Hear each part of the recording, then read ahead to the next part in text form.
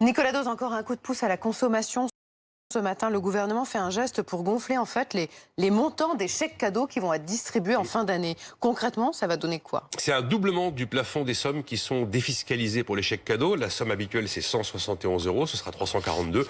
On avait parlé d'un triplement, bon finalement, c'est x2. 342 €, c'est le montant que l'entreprise, si elle verse ça sous forme de chèque cadeau à ses salariés, zéro cotisation, zéro impôt sur ce montant-là. Et en dessous de 342 €, ça n'apparaît pas non plus sur la fiche de paye du salarié. Si le montant est plus élevé, à ce moment-là, c'est considéré comme un avantage en nature et ça figure sur la fiche de paye du salarié. C'est fiscalisé normalement. Bon, ça va marcher? Bah évidemment, vous multipliez, vous subventionnez, vous multipliez. Si on met de l'argent, ça va marcher.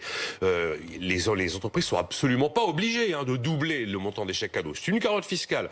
Mais comme en fait les budgets des œuvres sociales ont été très sous-consommés cette année de Covid, il y a de grandes chances que là, effectivement, il y a un effet. C'est pas l'épaisseur du trait, quand même. C'est un marché de 2 milliards d'euros. 70% de ces chèques sont généralement consommés au moment des fêtes de fin d'année. Ça profite tout de même à 12 millions d'actifs du service public ou du secteur privé. On rappelle quand même qu'au départ, le gouvernement voulait flécher le bonus fiscal vers les petits commerces.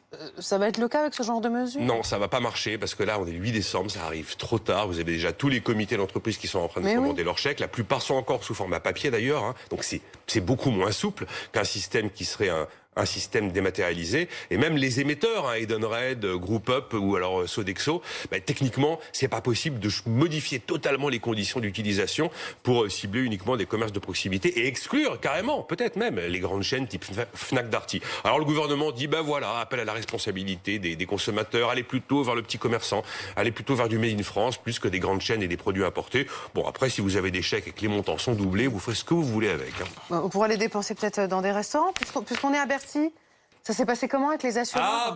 Comme prévu, les assureurs ont plié. Donc, ils gèlent les primes en 2021 pour les hôtels, cafés, restaurants, y compris la culture, l'événementiel, les salles de sport. Et ça leur coûtait beaucoup moins cher de geler les primes que de se prendre 1 milliard de taxes. C'est ce que vous nous disiez dès vendredi. Merci, Nicolas.